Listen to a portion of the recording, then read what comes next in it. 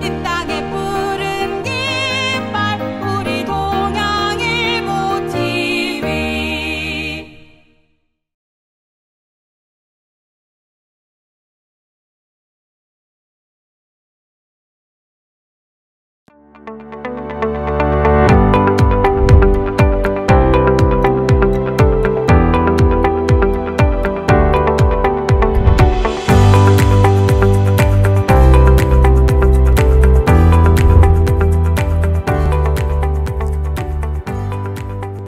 동양일보 TV 사람풍경입니다. 코로나 팬데믹이 장기화되면서 모든 생활이 위축되고 있는 가운데 예술 활동은 더욱 위축되고 있습니다. 이렇게 코로나에 지친 사람들을 위로하기 위해 서울 인사동에서 아스피린이라는 특이한 주제로 개인전을 준비한 화가가 있습니다.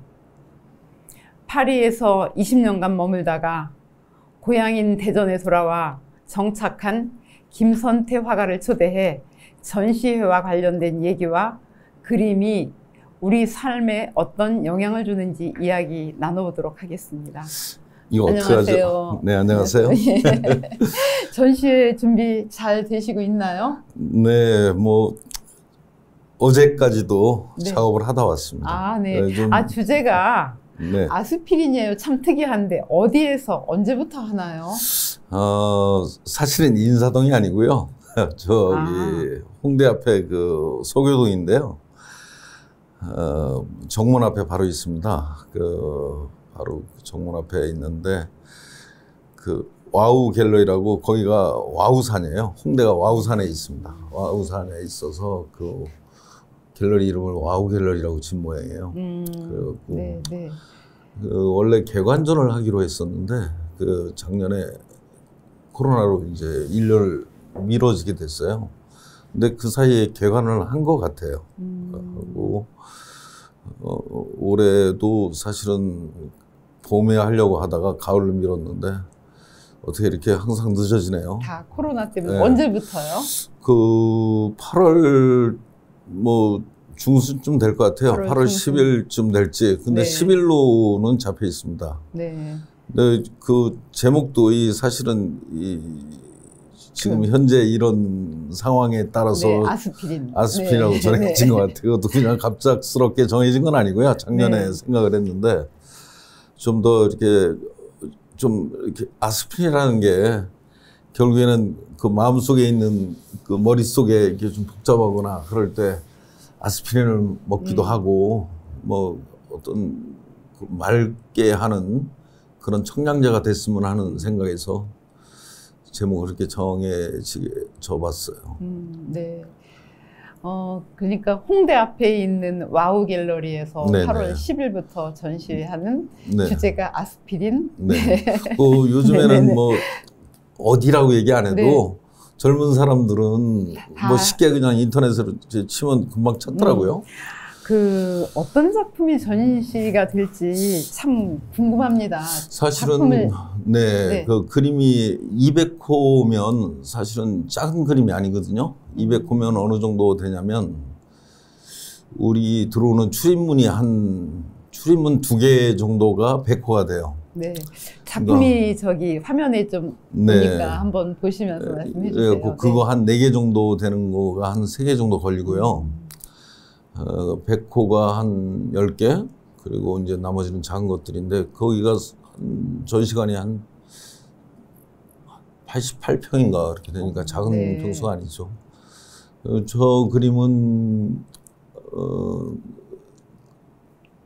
어떤 그 정신적인 혼란에 대해서 그 표현을 하다가 새로운 그 돌파구라 할까요? 어떤 출구를 찾으려고 노력했던 작품 같아요. 그러니까 사실은 그 제목을 잘 정하지는 않는 편인데 이번에는 많이 이렇게 제목을 정했어요. 왜 그러냐면 네. 저건 꿀로가라고 그래서 불어인데요.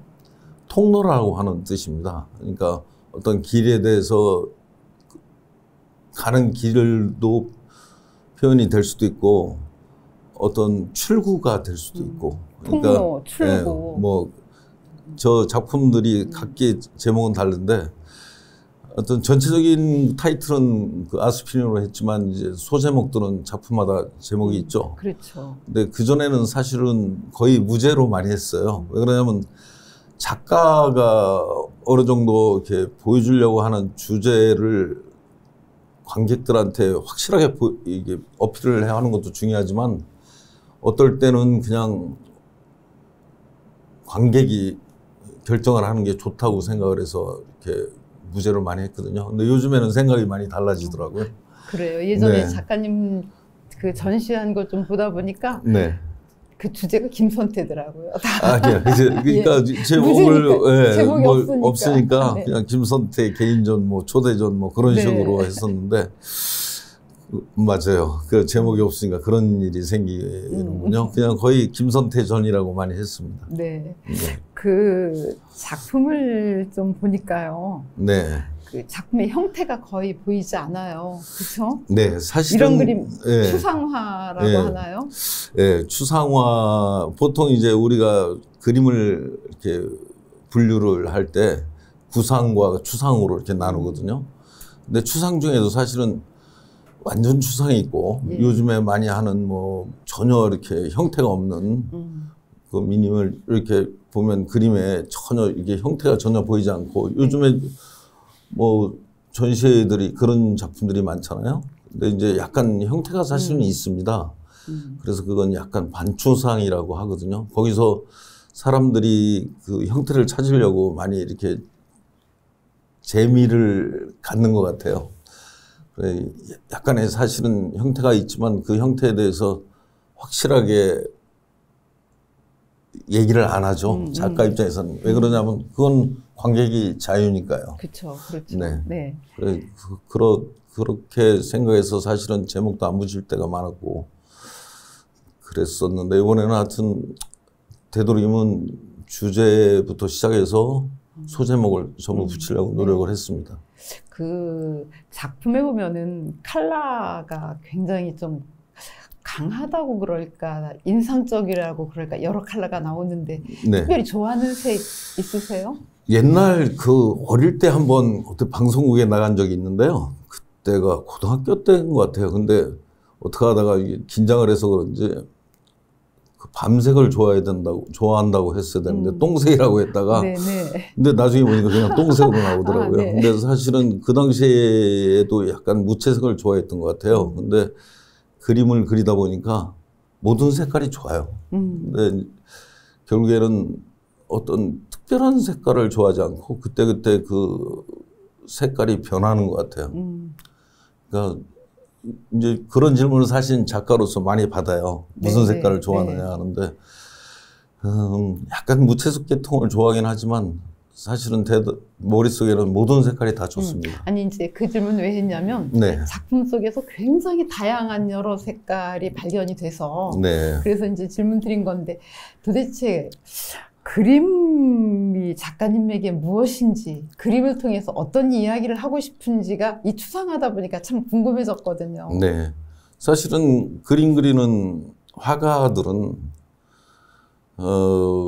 뭐 있는 그대로 그린다든지 아니면 뭐 아름답게 그리는 게 사실은 화가로서도 중요하지만 화가는 어떤 길을 제시를 해야 된다고 생각해요. 그러니까 아름다운 것도 물론 중요해요. 그렇지만 어떤 그림을 보면서 일반인들이 보던 뭐 같은 동료들이 보던 어떤 방향을 제시하는 것도 중요하다고 생각하는 편이거든요. 그러니까 제 그림을 보고 어떤 특별한 감동을 받고 뭐 그런 것보다는 아 이런 그림도 있구나. 이렇게 가는 작가도 있구나. 그리고 이 사람이 그 보여주려고 하는 게 과연 무엇일까라는 걸 뭐 관객들이 알 수는 없겠죠. 완전하게. 그래도 어딘가 모르게 내가 갈 길을 간다는 걸 작품을 통해서 많이 보여주고 싶었어요. 그러니까 사실은 항상 뭐 준비된 그림을 그리는 것만, 아니, 전시를 하는 것만은 아니에요. 왜 그렇게 되냐면 이 그림에 대해서 이렇게 그리다 보면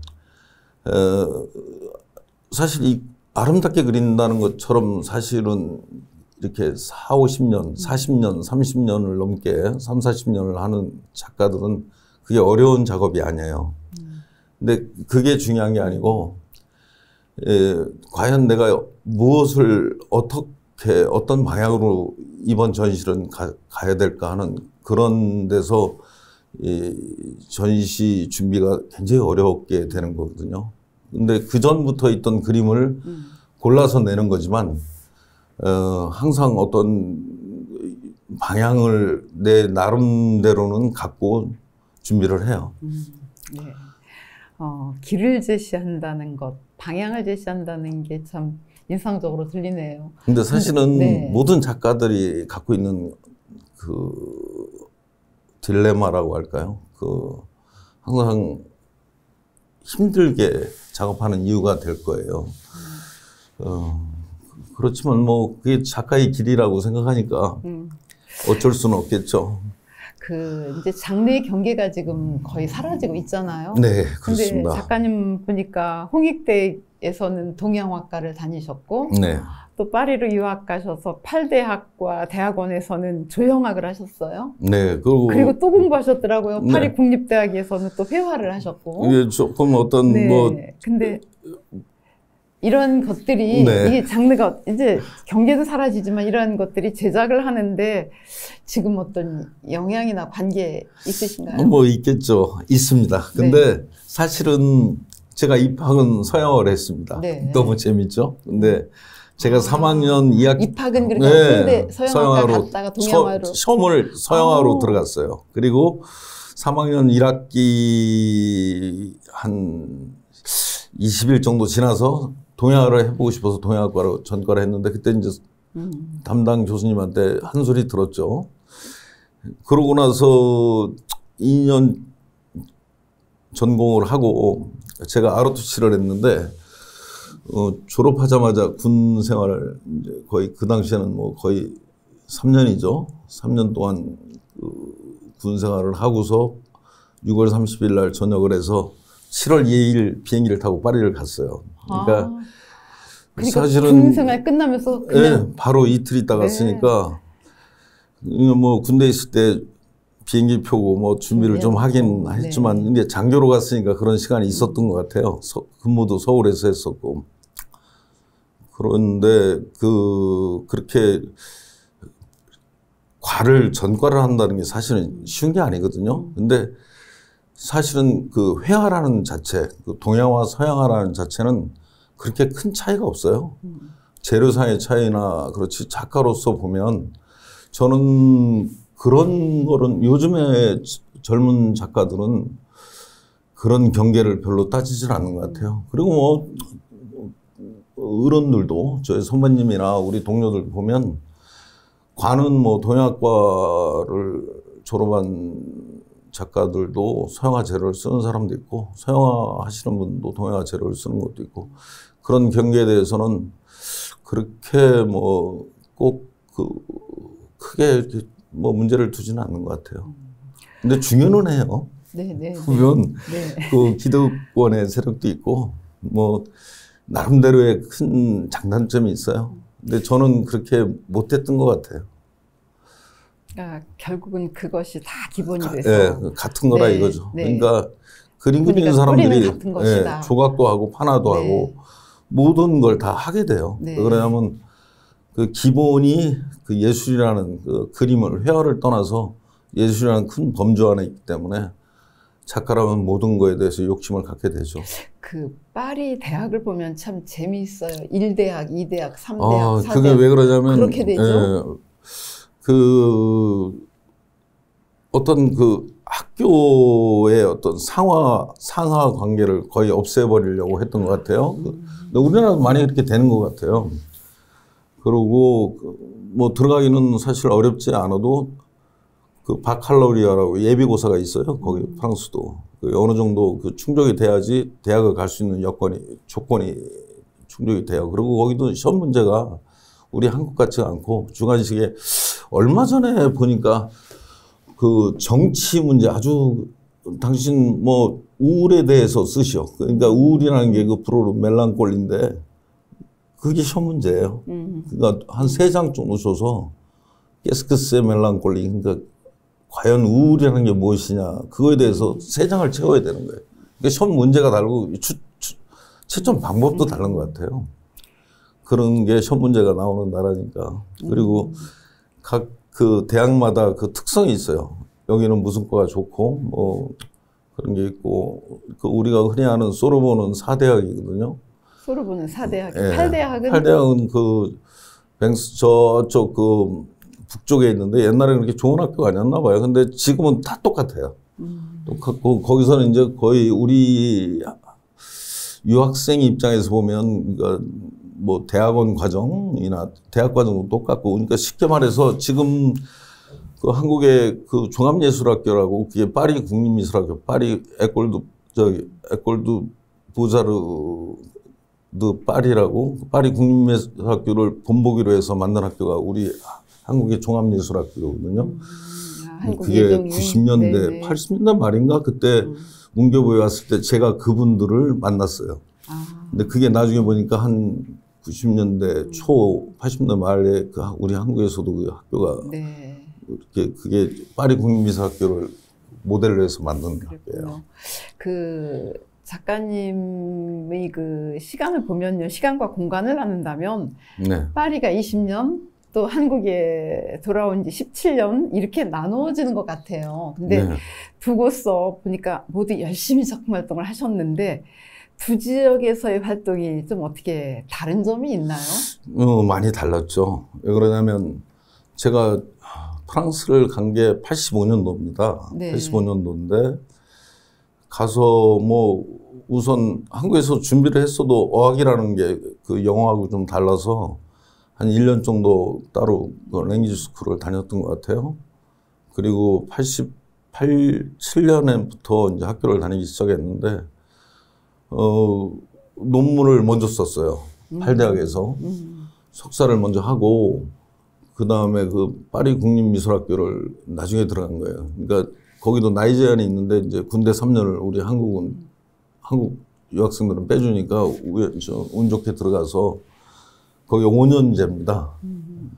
그러다 보니까 사실은 85년부터 94년까지는 거의 학교를 다녔어요. 물론, 예, 네. 뭐, 그림도, 뭐, 미술학교니까 그림을 그리더라도 거의 그 시험을 그 통과하는 게 많아요. 한 20, 30과목을 통과를 해야 되니까, 이론적인 공부를 많이 하게 되죠.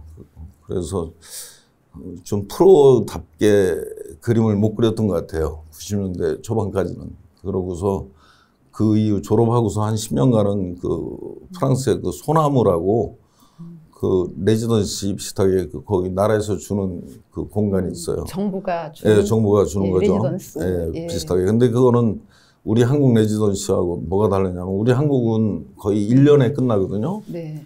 거기는 뭐 한번 들어가면 10년이 있을 수 있고, 물론 뭐 큰 금전적인 도움은 안 줘요. 그렇지만 작업실을 내준다는 자체가 한 4, 50평 되는 작업실을 내준다는 자체가 작가들한테는 굉장히 중요하죠. 그렇겠네요. 네. 그러니까 파리 화단과 한국 화단이 지금 말씀하신 것 같은 것도 있지만 다른 점이 있다면 그런 어떤 정부 지원도 물론 있고요. 네. 또 다른 근데 요즘 점이 있다면. 한국도 많이 좋아진 것 같아요. 그러니까 그 젊은 작가들이 뭐 젊은 작가들도 나름 다르겠지만 그 레지던시 프로그램도 많고 네. 정부 지원해 주는 것도 많고. 근데 이제 그 작가들 입장에서는 그걸 찾아서 간다는 게 사실 쉽지가 않거든요. 그 잘 몰라서 못하는 경우도 많고, 특히 지방하고 서울에 그런 정보 문제도 많고. 근데 사실은 요즘에는 인터넷도 발달돼 있고 그러니까 좀 다르긴 해도 그 지원 정책이 우리 한국도 많이 좋아졌어요. 그전치 네. 않고. 지자체가 청주에도 지자체가 지금 뭐 운영을 하고 청주 있거든요. 멋있잖아요. 이거 현대미술관도 오고. 그렇죠. 나는 깜짝 놀랐습니다. 네. 근데 이 청주가 참 그 옛날부터 교육도시기도 하지만 그 예술 쪽으로도 많이 발전이 다른 도시에 비해서 신경을 많이 쓰는 것 같아요. 보면 여기도 그 청주에도 그 레지던시 있죠? 네, 있어요. 네. 저희도 창작 스튜디오라고. 거기 가봤는데 네. 작가들도 아주 열심히 하고 네. 지원 프로그램도 좋더라고요. 예전에 그 홍명섭 선생님이 거기 계셨었던 것 같아요. 네. 그 한성대 계시던 네, 그분이 네, 제 네. 은사님이신데 그래서 역시 다르구나. 그분 이렇게 활동하시고 이렇게 보니까 그런 생각을 많이 했어요. 또 화가들의 노력이나 뭐 그런 것도 좀 차이가 있나요? 프랑스하고 한국하고? 글쎄요. 오히려 우리 한국에 있는 작가들이 훨씬 더 열심히 해요. 네. 네, 그렇군요. 왜 그러냐면 열심히 안 하면 살아남기 어려우니까. 그 대신 정말 능력 있고 좋은 화가들이 붓을 꺾는 경우가 많아요. 너무 아까운 작가들이 많아요. 그러니까 사실은 이런 작가들이 계속 그림을 그려야 되는데 사실은 그분들이 능력이 없어서 돈을 못 버는 게 아니거든요. 다만 그림이 좋고 자기가 평생을 해온 거니까 할 수 없이 하지만 그 그림이라는 게 그 전업작가로 살기에는 쉬운 게 아니잖아요. 팔리는 그림이 네. 아닌 그림을 그렇죠. 그리니까. 그러니까 자존심이 상하는 네. 거예요. 그래서 붓을 꺾는 경우를 몇 번 봤어요. 근데 정말 아주 아까운 작가들이 많아요. 그 일반적으로 생각할 때 파리를 예술의 중심 도시라고 하잖아요. 화가들이 모이는 곳. 네. 그런데 거기 계시다가 거기서도 그렇게 활동을 열심히 하시다가 탁 접고 돌아오신 이유인가요? 뭐 가족 문제죠. 저는 사실은 한국에 들어온 이유가 아버님이 편찮으셨어요. 그리고 제가 종손이 돼서 안 들어올 수가 없는 입장이라 들어왔는데 한 2년 정도 계시다가 돌아가셨어요. 근데 다시 또 나가기도 그렇더라고요. 그러고 물론 뭐 거기를 정리를 안 했으니까 뭐 반반씩 생활을 했죠. 그런데 사실은 그 프랑스라는 나라가 뭐 예술의 중심, 뭐 물론 변방은 아니지만 지금은 많이 이제 미국 쪽으로도 많이 가고 유럽에서 미국으로 많이 옮겨갔죠. 근데 지금 사실은 그림이 어디가 중심이다 그런 건 거의 없어요. 네. 왜냐하면 세계가 아주 조그만 세계에 다 들어가 있잖아요. 그래서 어디 서울에 있던 청주에 있던 대전에 있던 뭐 아무 상관이 없으나 그건 젊은 사람들이 더 느낄 거예요. 근데 자기 마음을 확실하게 갖고 있어야 돼요. 난 지방에 있으니까 그럴 생각을 가질 필요가 하나도 없는 거예요.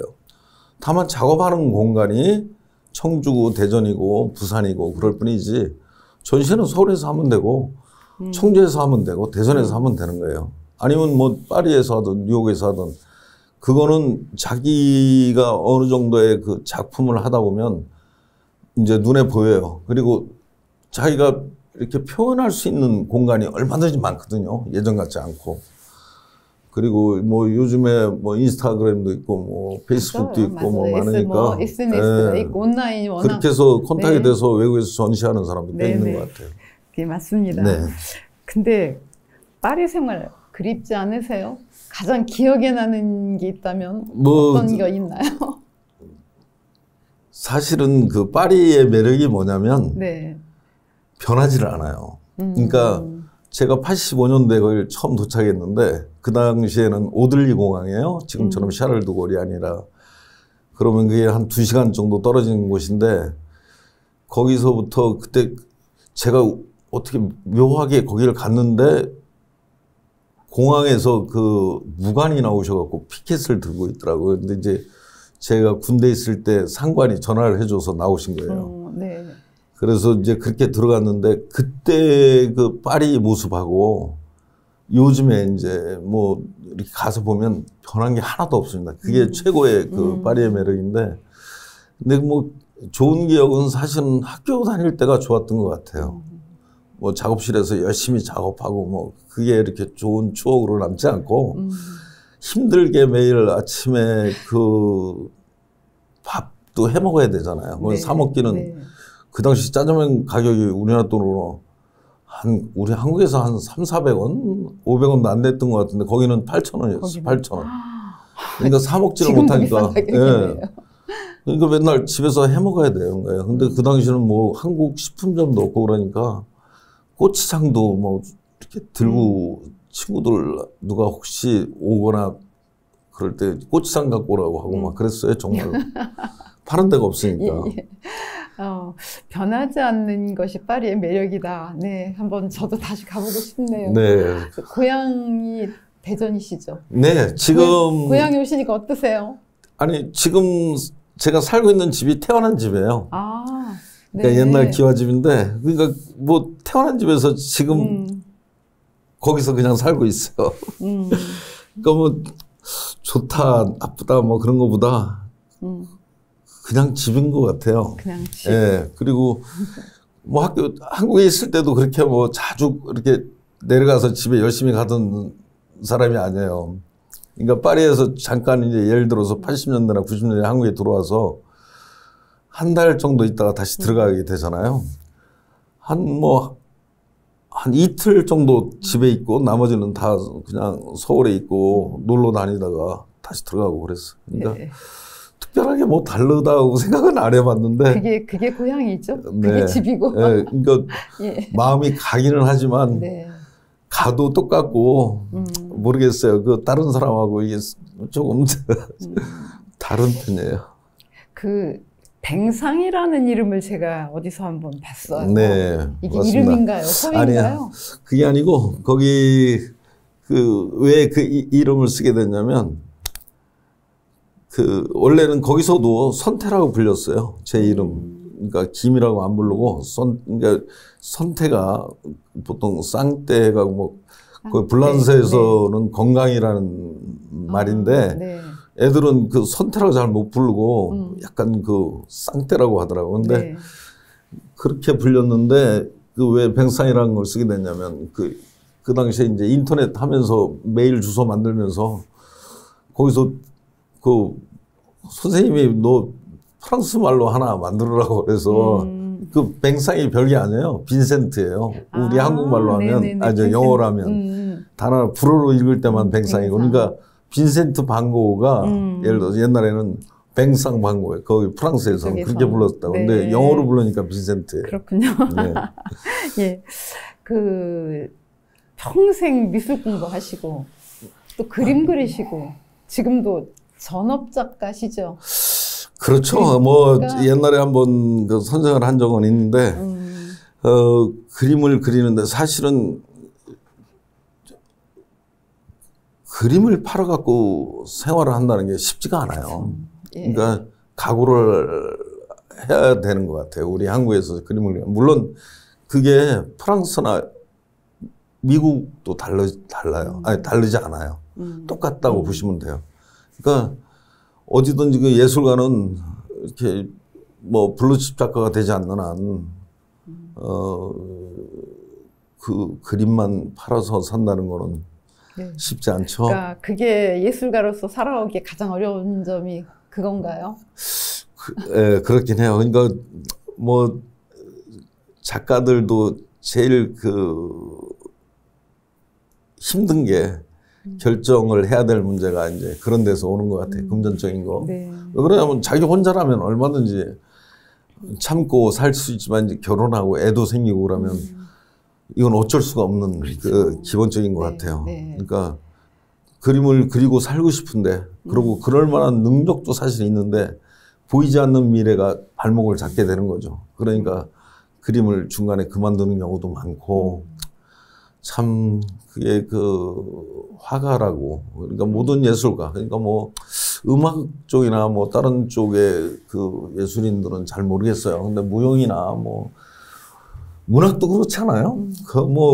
사실은 보이지 않는 미래에 대한 그 불안감 그런 것 때문에 결국에는 끝까지 가지 못하는 것 같은데 그게 뭐 각오를 해야 되는 예술가의 길이겠죠.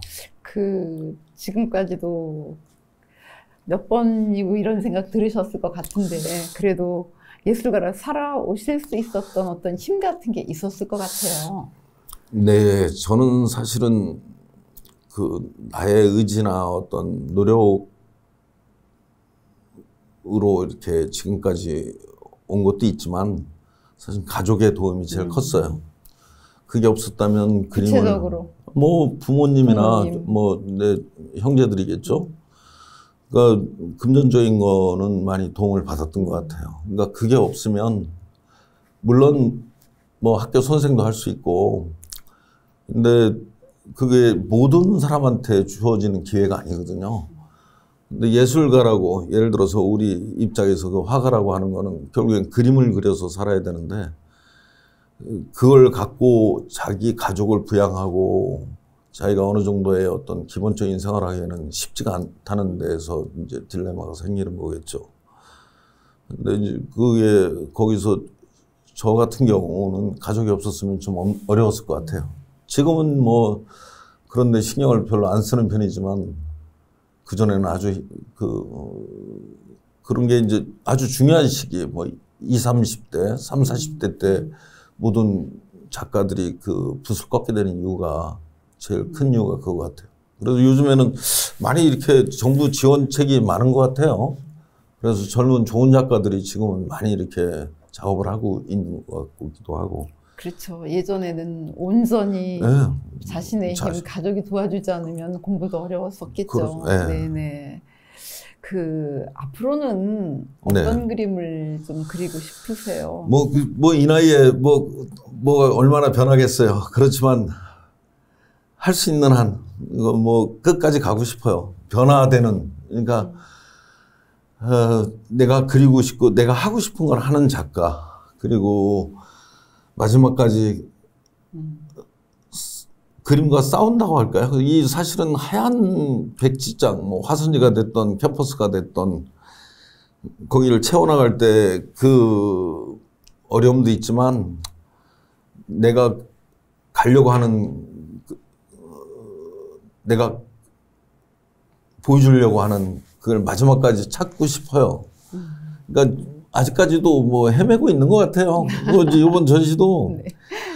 뭐 가서 뭐 시간이 없어서 막 마지막까지 하는 게 아니라 시간은 많죠. 저는 작가인데. 근데 결국에는 그 붓을 이렇게 활용점정이라고 하나요? 그 찍는다는 게 그리고 이게 어떤 방향으로 가는가. 아까도 뭐 아스피린이라는 주제가 있었지만 그런 주제를 삼고 어떤 물론 그림에 대한 변화는 그렇게 크지 않겠죠. 그렇지만 그걸 보여주려고 하는 거기서 보여줘야 되는 그런 의무를 결국에는 캠퍼스나 그 공간에서 찾아야 되니까 거기서의 싸움이 제일 힘든 것 같아요. 네, 네. 하여튼 고맙습니다. 근데 예. 사실은 이게 뭐 제 개인적인 물론 얘기를 하는 거지만 이 작가들, 이 젊은 작가들 그리고 그림을 그리고 싶은 사람들한테 후배들에게 좀 한마디 해주신다면. 네. 아주 멋진 직업이에요. 네. 예술가라는 건 뭐 무용을 하던 뭐 그림을 그리던 음악을 하던 아니면 뭐 많잖아요. 사실 나는 그 문학도 예술가라고 생각하거든요. 결코 쉽지 않은 길이에요. 그렇죠. 네. 그 대신 매력 있는 길이라는 걸 잊지 말고 힘들 때도 한번 가볼 수 있는 한 번 정도 물론 인생을 걸어야 된다는 문제가 있어요. 그렇지만 아주 매력적인 직업이라는 거는 잊지 말아줬으면 좋겠어요. 각오는 해야 되겠죠? 그만큼. 네, 후배 예술인들이 이 말을 꼭 들었으면 좋겠습니다. 네. 네. 고맙습니다. 깨어있는 의식으로 자유로운 상상을 무형의 그림으로 나타내고자 치열하게 노력하는 김선태 작가를 모셔서 전시와 그림 이야기를 들어보았습니다. 8월 10일 그 와우 갤러리에서 오픈하는 개인전 잘 마치시고 또 우리를 감동시킬 또 새로운 작품으로 만나 뵙길 기대하면서 오늘 사람 풍경 여기서 마치겠습니다. 고맙습니다. 감사합니다. 감사합니다.